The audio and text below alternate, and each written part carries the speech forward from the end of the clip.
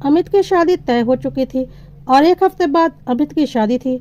अमित के घर में सब बहुत खुश थे, सिवाय अमित के, क्योंकि अमित को यह शादी नहीं करनी थी। अमित किसी और लड़की को चाहता था और उसी से शादी करना चाहता था, पर उसके माता पिता को वह लड़की बिल्कुल भी पसंद नहीं थी और उनका कहना था कि उस लड़की ने सिर्फ अमित के पैसों की वजह से उससे दोस्ती बढ़ा रखी है और उसके पैसों के लिए ही उसको फंसा रखा है। वह उससे कोई शादी नहीं करने वाली। अमित के पिताजी का बहुत बड़ा बिजनेस था। शहर के जाने माने लोगों में उनकी गिनती होती थी।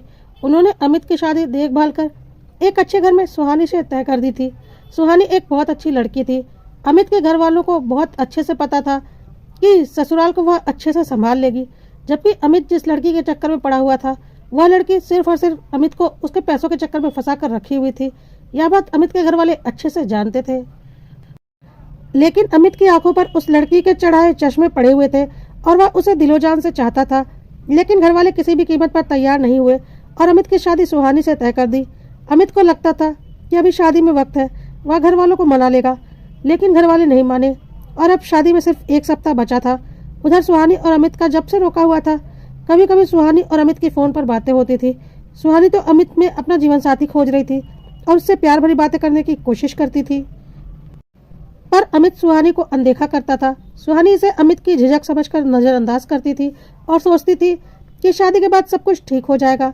सुहानी को जरा सा भी अंदाजा नहीं था कि अमित किसी और लड़की के चक्कर में पड़ा हुआ है और इसी तरह से शादी में बस अब एक सप्ताह का वक्त बचा था। अमित के घर वालों को भी लग रहा था कि अमित की शादी के लिए तैयार हो जाएगा और उस लड़की को छोड़ देगा, और अगर नहीं भी छोड़ा तो शादी के बाद खुद ब खुद वह अपनी पत्नी का हो जाएगा। लेकिन अमित तो किसी और ही दुनिया में जी रहा था और उसने सोच लिया था कि अब अगर उसके घर वाले नहीं माने तो वह किसी भी कीमत पर उसी लड़की काजल से शादी करेगा, चाहे कुछ भी हो जाए। और जब से उसे ऐसा लगा कि अब कुछ भी ठीक नहीं होने वाला, तो शादी के एक सप्ताह पहले अमित घर छोड़कर भाग गया। एक चिट्ठी अपने घर वालों के नाम लिख दी कि वह सुहानी से किसी भी कीमत पर शादी नहीं कर सकता। वह काजल से प्यार करता है और काजल उससे। इस शादी से कोई भी खुश नहीं रहेगा, इसलिए वह घर छोड़कर जा रहा है काजल से शादी करने के लिए। अमित के पिताजी ने अमित को पहले ही बोल दिया था कि उसकी शादी काजल से कभी नहीं होगी, और अगर वह काजल से जबरदस्ती शादी करना चाहता है तो वह अपने पिता की सारी संपत्ति को भूल जाए। उसके पिता उसे अपनी सारी संपत्ति से बेदखल कर देंगे। अमित को पता था कि अगर वह घर छोड़कर जाएगा तो अपने पिता की संपत्ति से हाथ धो बैठेगा, लेकिन उसके लिए तो उसका प्यार मायने रखता था। इसलिए उसने एक बार भी घर छोड़ने से पहले यह नहीं सोचा कि एक सप्ताह बाद उसकी और सुहानी की शादी है, और इस तरह से शादी के एक सप्ताह पहले उसके भाग जाने से सुहानी का जीवन बर्बाद हो सकता है। सुहानी की तो इसमें कोई गलती भी नहीं थी, लेकिन अमित को सिर्फ और सिर्फ अपना स्वार्थ और प्यार दिख रहा था। अमित के माता पिता को बहुत अच्छे से पता था कि काजल अच्छी लड़की नहीं है, इसलिए उन्होंने अमित और काजल की शादी नहीं होने दी थी। लेकिन उन्होंने यह नहीं सोचा था कि अमित ऐसा कदम उठा लेगा। अब क्या किया जा सकता था? अमित ने तो अपना फैसला ले लिया था। अमित के घर वालों को बिल्कुल भी समझ में नहीं आ रहा था कि अब क्या करें। अमित बचपन से ही बहुत जिद्दी किस्म का लड़का था और जो चाहता था उसे पाकर ही रहता था, चाहे उसके लिए उसे कुछ भी करना पड़े। अमित ने भी सोच लिया था कि कुछ दिन घर वाले नाराज रहेंगे, लेकिन उसके बाद वह अपने हक की प्रॉपर्टी तो उनसे लेकर ही रहेगा। इसलिए वह बिना कुछ सोचे काजल के पास चला गया था। इधर अमित के घर में तनाव का माहौल बन गया था। अमित के मम्मी पापा को समझ में नहीं आ रहा था कि सुहानी के घर में क्या बोले। आखिर उस घर की बेटी की शादी थी और शादी के पहले दूल्हा भाग गया था। किसी का भी दिमाग काम नहीं कर रहा था। उधर सुहानी के घर में शादी की तैयारी चल रही थी और सब बहुत खुश थे। किसी तरह से हिम्मत करके अमित के मम्मी पापा सुहानी के घर गए। अचानक अमित के मम्मी पापा को देखकर सुहानी के घर में सबको शक हुआ कि ऐसा क्या हो गया कि शादी के एक सप्ताह पहले समधी समधन जी अचानक यहाँ आए हैं, और उन्होंने घबराकर पूछा, जी क्या बात हो गई, आप लोग यहाँ? अमित के मम्मी पापा ने घबराते हुए सारी बात बता दी। अब तो सुहानी के घर का माहौल बहुत ही खराब हो गया और सुहानी के मम्मी पापा बहुत परेशान हो गए और बोलने लगे, अब क्या होगा, हमारी बेटी का क्या होगा, एक सप्ताह बाद शादी है, इस तरह से तो हमारी बेटी की ज़िंदगी खराब हो जाएगी। हमने शादी की सारी तैयारी कर ली है, काफ़ी पैसा खर्च हो चुका है, और सबसे ऊपर हमारी बेटी की ज़िंदगी का सवाल है। इस तरह से शादी के एक सप्ताह पहले उसकी शादी टूट जाएगी तो फिर उससे शादी कौन करेगा? अगर आपके बेटे को किसी और से शादी करनी थी तो आपने हमारी बेटी को बीच में क्यों डाला? हमारी बेटी की ज़िंदगी खराब क्यों की? कुछ गलत नहीं कह रहे थे सुहानी के मम्मी पापा। यह बात अमित के मम्मी पापा बहुत अच्छे से समझ रहे थे कि इसमें सुहानी और उसके मम्मी पापा की कोई गलती नहीं, सारी गलती उनकी और उनके बेटे की है, और वह खुद अपनी गलती पर पछता रहे थे। कि उन्होंने अमित की जबरदस्ती सुहानी से शादी तय नहीं करनी चाहिए थी, लेकिन अब पछताने से क्या होता है। 1 सप्ताह के बाद शादी थी और दूल्हा घर से गायब था। अमित के मम्मी पापा ने बोला, भाई साहब, हमें पता है हमसे बहुत बड़ी गलती हो गई। हमारे बेटे ने बहुत बड़ी गलती कर दी। हमें नहीं लगा था कि वह ऐसा कोई कदम उठा लेगा। हमें लगा था कि वह शादी के बाद काजल को भूल जाएगा और सुहानी का हो जाएगा, क्योंकि काजल अच्छी लड़की नहीं है। लेकिन अमित इस तरह का कदम उठा लेगा, यह तो हमने सपने में भी नहीं सोचा था। सुहानी के मम्मी पापा ने बोला, आपने क्या सोचा क्या नहीं सोचा वह आप जानिए। हमारी बेटी की जिंदगी तो खराब हो गई। अब आप बताइए, हमारी बेटी से शादी कौन करेगा? ऊपर से हमने इतना ज्यादा पैसा भी खर्च कर दिया है। क्या दोबारा अगर हम किसी भी तरह से अपनी बेटी की शादी तय भी कर लेंगे तो इतना कुछ खर्च करने की हिम्मत होगी? क्या जो पैसे मैंने शादी के इंतजाम में खर्च कर दिए हैं वह मुझे वापस मिल जाएंगे? ऊपर से हमारी बेटी पूरी तरह से टूट जाएगी, और कौन लड़की बर्दाश्त कर पाएगी कि उसकी शादी के 1 सप्ताह पहले उसका होने वाला दूल्हा भाग जाए और उसकी शादी टूट जाए। कहकर सुहानी के मम्मी पापा ने अपना सिर पकड़ लिया।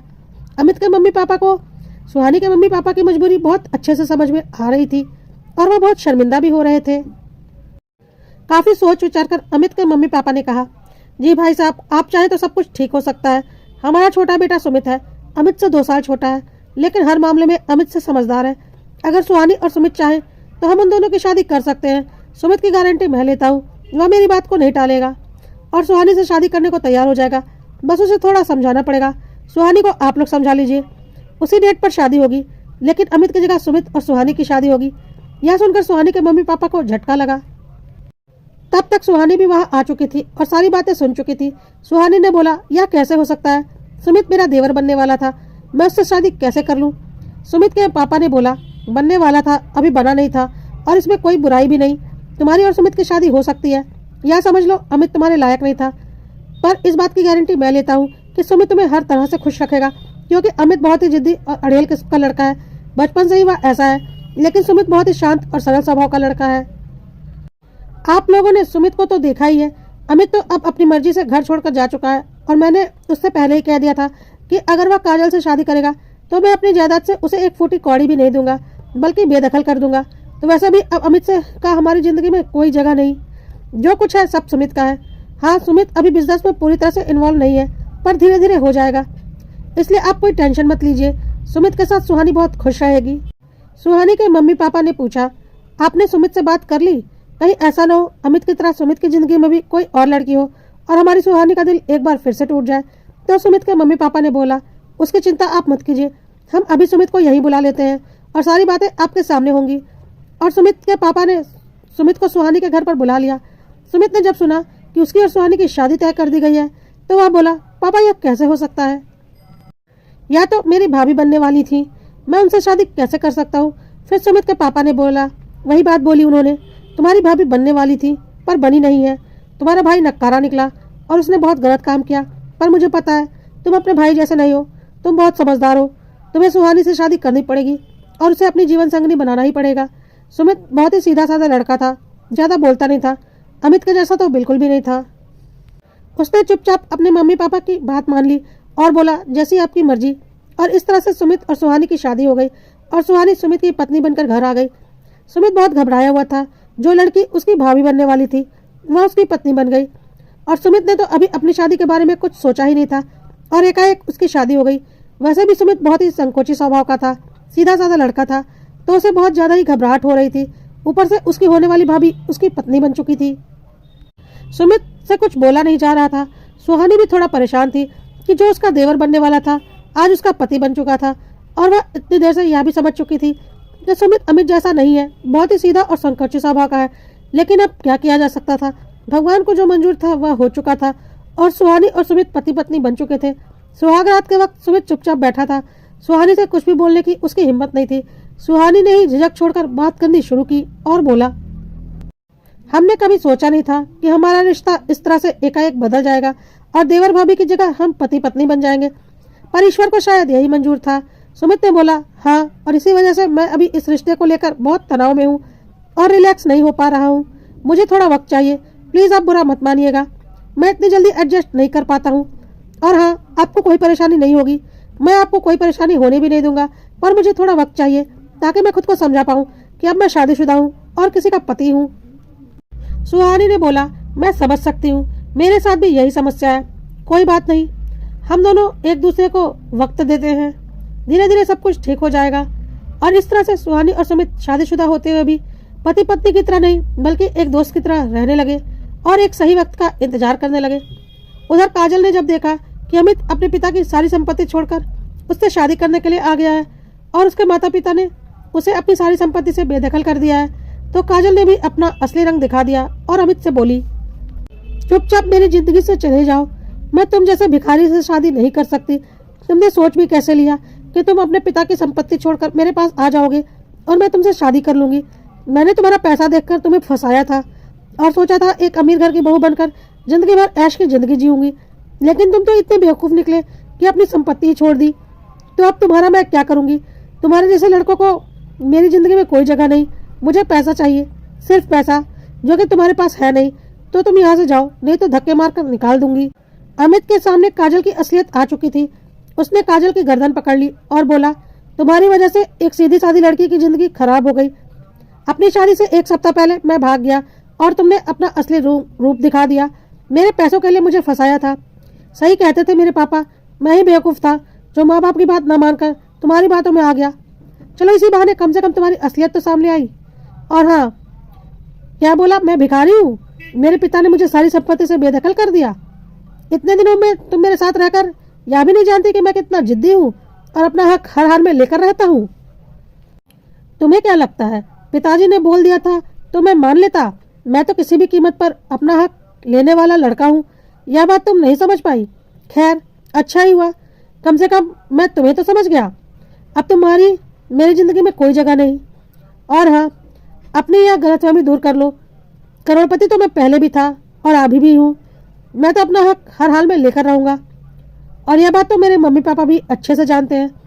मैंने तो यही सोचा था कि पहले तुमसे शादी करूंगा, फिर अपने घर जाऊंगा और जबरदस्ती उसी घर में रहूंगा और अपना हक भी लेकर रहूंगा। लेकिन अच्छा हुआ, उसके पहले तुम्हारी असलियत ही मेरे सामने आ गई। यह सब सुनकर काजल फिर से मीठी मीठी बातें करने लगी और अमित को दोबारा फंसाने की कोशिश करने लगी, क्योंकि उसे समझ में आ गया था कि अमित तो लड़ झगड़ कर अपना हक और हिस्सा ले ही लेगा और पैसों की उसे कभी कोई कमी नहीं होगी। लेकिन अमित को भी अब समझ में आ गया था कि काजल कैसी लड़की है, इसलिए वह उसके बहकावे में नहीं आया और उसे एक जोरदार थप्पड़ लगाया और बोला, खबरदार जो मेरी जिंदगी में दोबारा कभी आई, मैं जा रहा हूँ। गलती से भी कभी मुझसे कांटेक्ट करने की कोशिश मत करना। और वह सीधा अपने घर आया। अमित को घर में देखकर अमित के मम्मी पापा हैरान हो गए और बोले, तुम्हारी हिम्मत कैसे हुई घर में आने की? अमित ने बोला, यह मेरा घर है, मैं अपने घर नहीं आऊंगा तो कहाँ जाऊंगा? मैं तो यहीं रहूंगा। तो अमित की माँ ने बोला, और तुम्हारी पत्नी काजल?